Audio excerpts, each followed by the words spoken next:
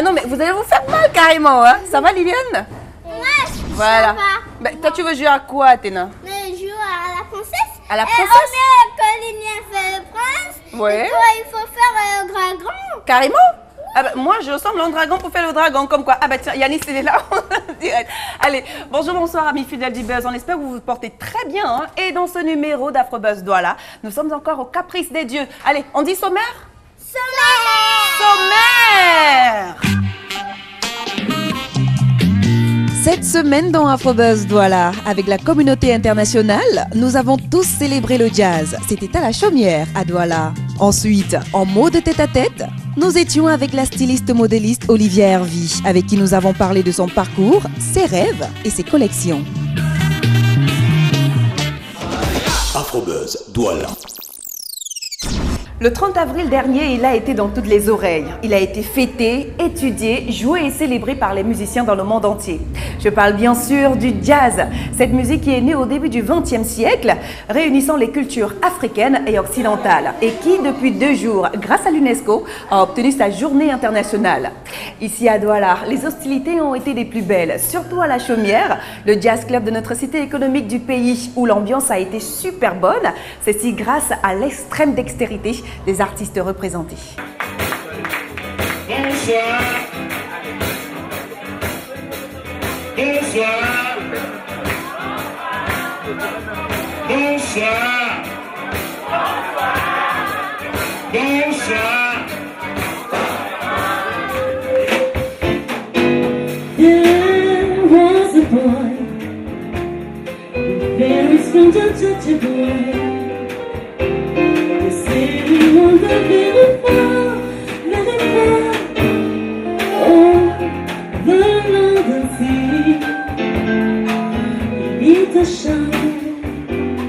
You heard me standing alone, without a dream in my heart, without a love of my own.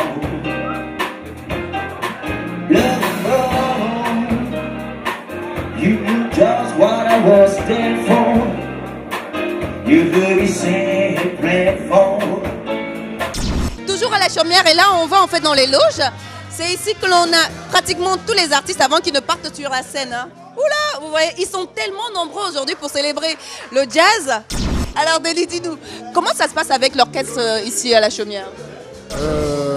On va dire que c'est un orchestre de musiciens talentueux et qu'on a décidé de se réunir dans le but de faire des musiques qu'on aime.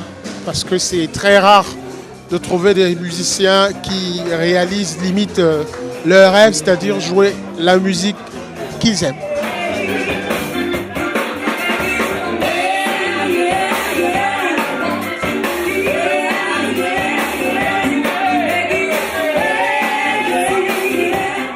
Comment tu fais en fait pour garder cette énergie, cette force quand tu es sur la scène? Je crois que depuis toute petite, j'ai cette rage de chanter. Lorsque je suis face au public, alors je m'exprime tout simplement. Ta particularité, c'est uniquement les chansons old school ou bien? Bon, c'est pas trop ma particularité, mais j'aime bien m'attarder un peu dessus parce que, selon moi, les femmes, les chanteuses d'avant avaient un timbre particulier, ils avaient une manière particulière de transmettre des émotions par la voix. Donc, on n'a pas besoin de trop bouger pour faire passer un message. Alors, aujourd'hui, on célèbre le jazz carrément. Évidemment que ça me dit, étant donné que ma musique n'est qu'une branche du jazz, alors je passe à des dédicace au EFJ Addicted, Afro Jazz, voilà. Afro Jazz. Alors aujourd'hui, elle est là pour célébrer aussi le jazz. Le jazz, c'est ça. Alors? Le jazz, c'est une musique générale, quoi. Donc, c'est une musique d'esprit. Et en plus, une musique d'esprit, ça se partage, quoi. Ouais. Donc, c'est pour ça que vous voyez tout ce monde. Et puis, c'est pour faire la fête du jazz, quoi. Ben oui, on est là pour faire la fête. Et ça, en tout cas, nous, on adore tout simplement. Ouais. Tout le monde est en joie, tout le monde est en paix, s'il faut le dire ainsi. Et encore bonne soirée à toi. Merci à vous aussi. Merci.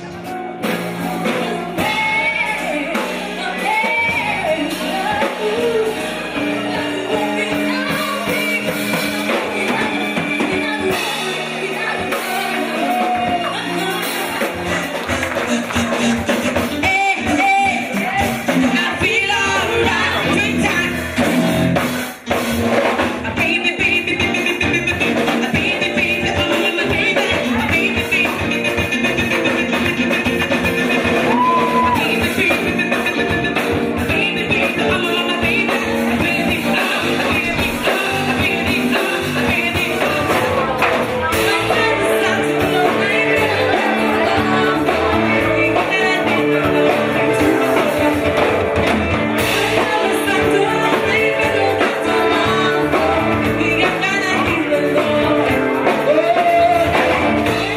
Merci de nous donner, de croire que ce que nous faisons ici depuis 6 ans, 7 ans, peut commencer à avoir des résultats.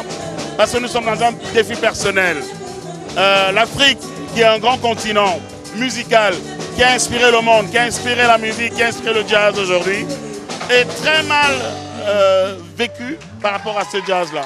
Donc nous avons essayé, à notre petit niveau, de dire que Douala, une grande ville internationale, métropolitaine avec plein de 3 millions d'habitants, ne pouvait pas se permettre de ne pas avoir un club de jazz.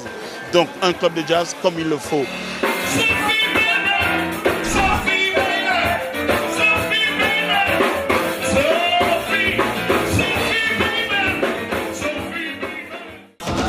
Afrobuzz Douala. Il y a quelqu'un qui disait qu'il faut croire en ses rêves et surtout se donner les moyens de les réaliser. Celle qui nous a accordé un tête-à-tête cette semaine est une créatrice de mode atypique qui habille les femmes pour que la féminité, la douceur, la magie, le rêve, l'amour restent essentiels. Camerounaise d'origine, Olivier Hervy, puisqu'il s'agit d'elle, a vécu un parcours professionnel digne d'un conte de fées. Car aujourd'hui, c'est un nom, une griffe, une marque follement séductrice. Regardons.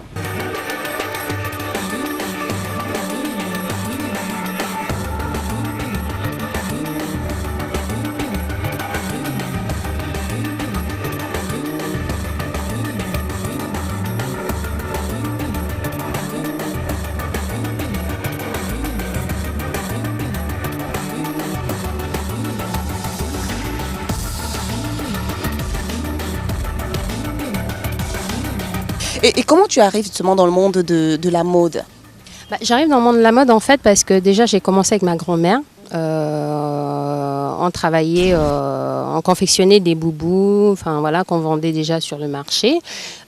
C'était tout ce que je savais faire. Donc j'arrive à Paris et je peux pas trop continuer des études parce que je pars de Bafoussam avec un niveau primaire.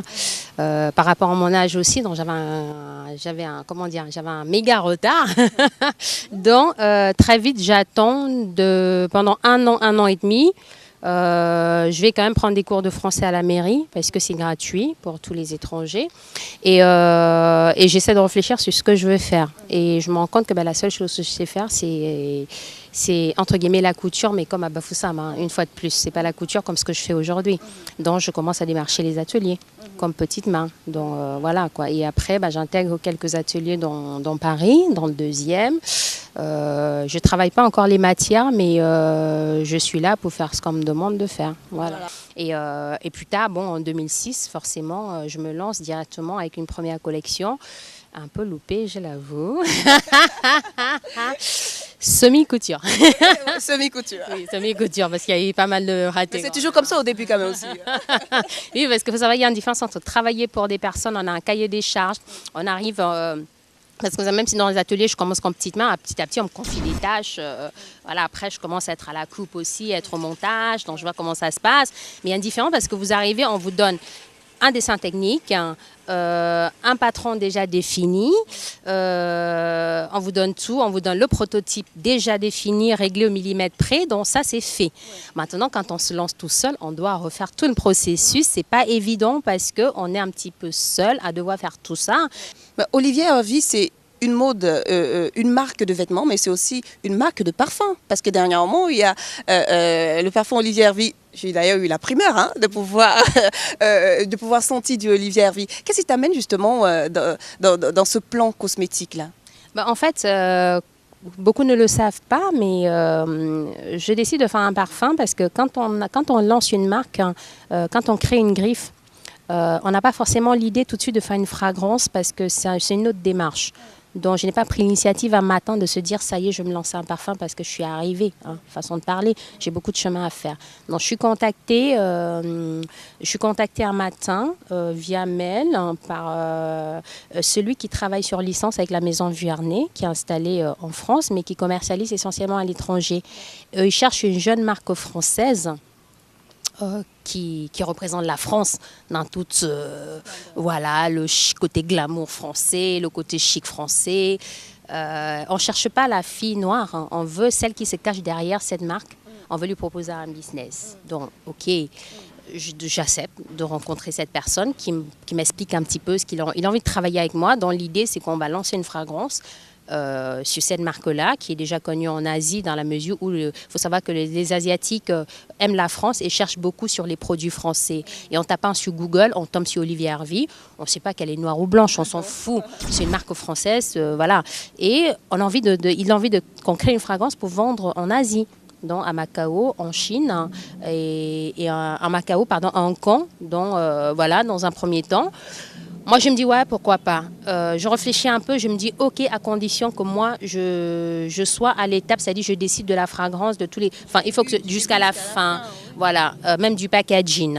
Quel est justement le dernier mot que tu peux leur donner à toutes ces stylistes qui viennent de sortir de l'école ou encore qui rêvent d'être comme toi? Moi, ce que j'aimerais leur dire, c'est que vous êtes des artistes. Et en tant qu'artiste, vous devez signer vos œuvres. Vous sortez de l'école, vous êtes à peine installé.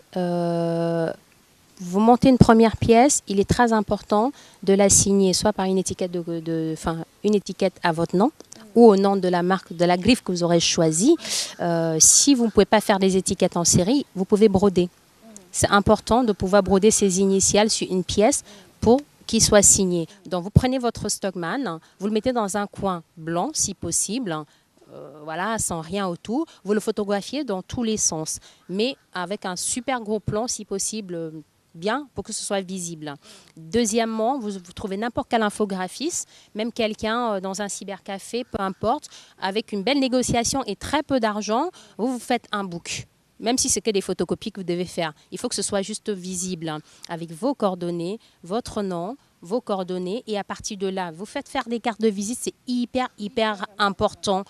Merci à toi et bon séjour au Cameroun. Merci, merci. Et lorsque tu vas à Miami, dis bonjour à mes frères africains de ce côté. Avec plaisir. Allez, ciao. Merci, au revoir. Afrobuzz Douala.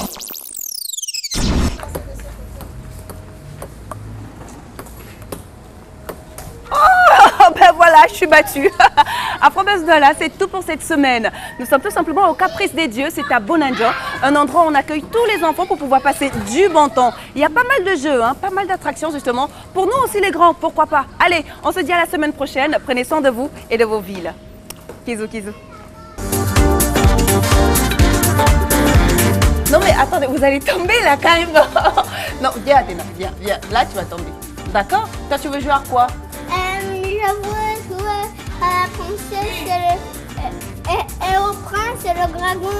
À la princesse, au prince et au dragon. Tout ça pour toi? Eh ben dis donc, je comprends. On t'a pas donné le nom Athéna pour rien. Ah bah tiens, Yanis il est là. Allez, on espère en tout cas que vous allez bien et que...